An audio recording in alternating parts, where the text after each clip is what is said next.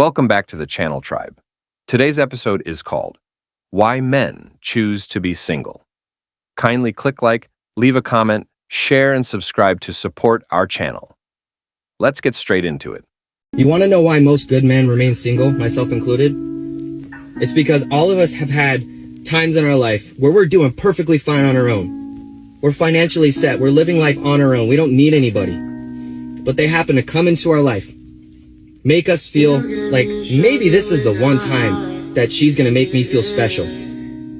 Say things like, you're a catch, you're my dream man, you're so this, you're so that, I can't believe I found you, I can't believe I'm so lucky to have you in my life.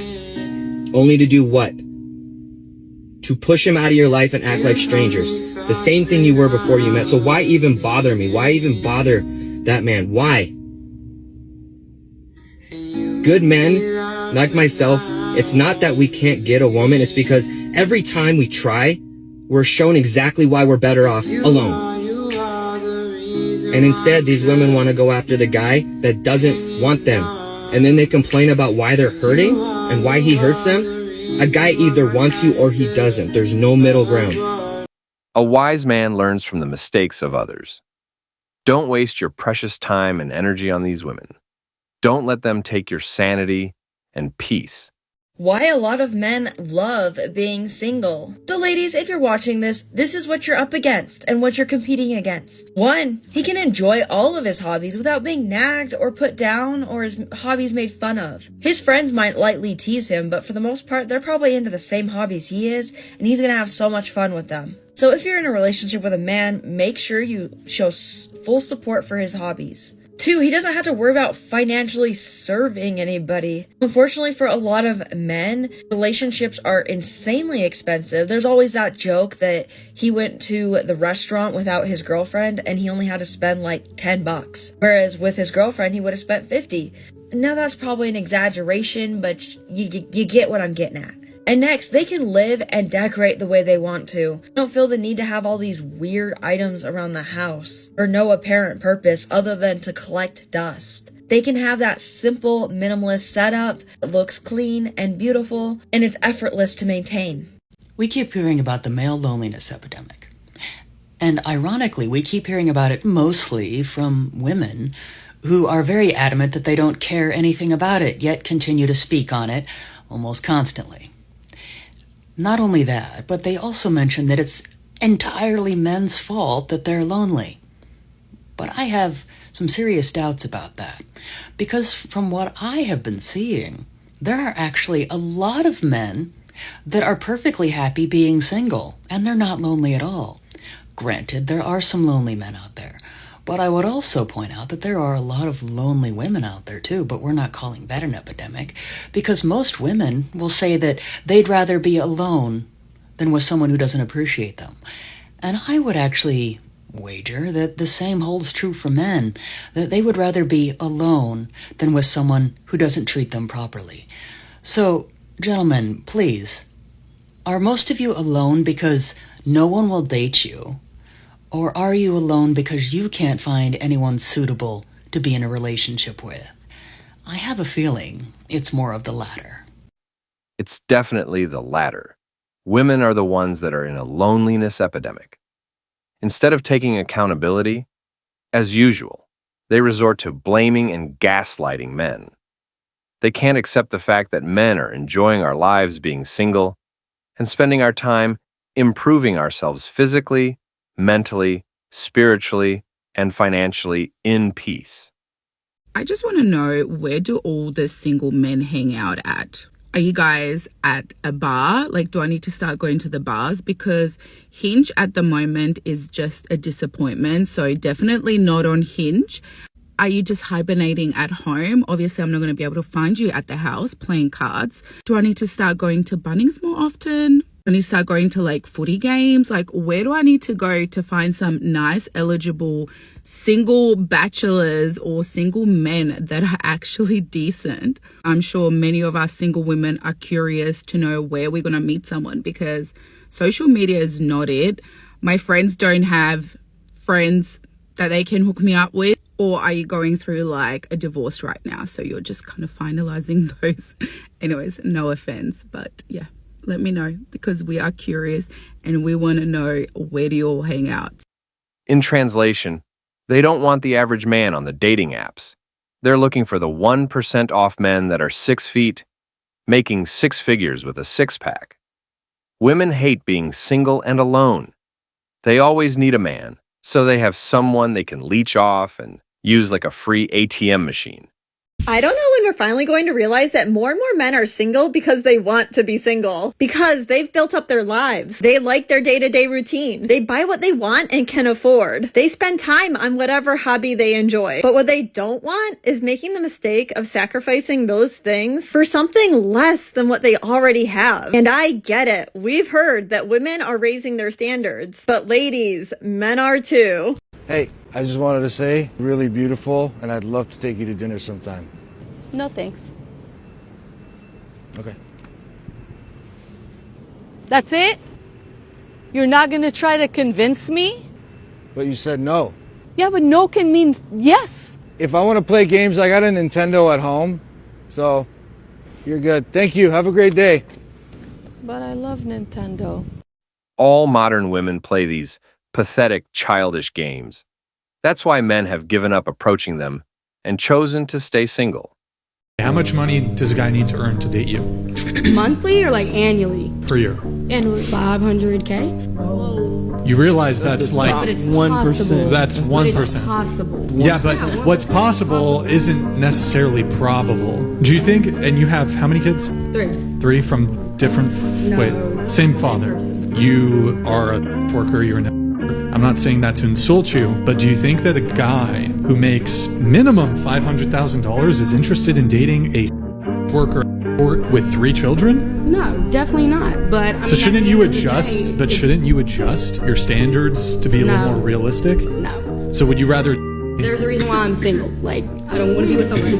but do you see how ridiculous it is to demand a guy who makes $500K to accept, like, you gotta adjust your standards a little bit if you want a man. Well, tough for the men. I don't know. Well, I wouldn't say it's tough for the man. Hoflation and feminism has made these modern women completely delusional. This is why these modern women will all end up hitting the wall and remaining single for the rest of their miserable lives. What would you do if I was going on holiday every other month? You'd be single.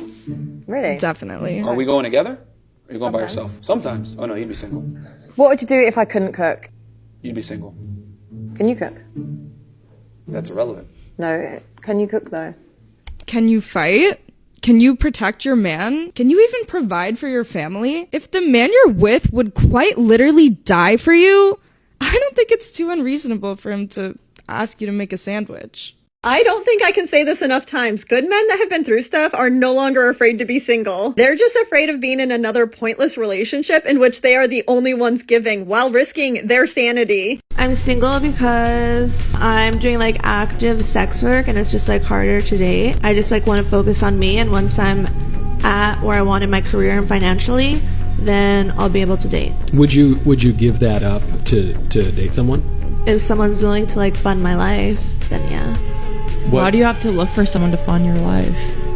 Because why would I quit what I'm doing that makes me like so much money? Well, if what you're doing is preventing you from having something that you would desire and would make you happy, then you might say, look, okay, I can make more money stripping or whatever, but maybe I'll make double what I can make stripping, or I could make half of what I make stripping working at a Starbucks or something. But, I don't want to work at a Starbucks. Like, no woman wants to work, to be honest. So you want to find a man to get married? And, Yeah, I'll be a fucking housewife. But if I'll you're clean saying and cook. if you're saying that, no, that's all great, that's awesome. But so if what you're saying is doing your current job is preventing you from doing that, shouldn't the first thing you do be to quit that job?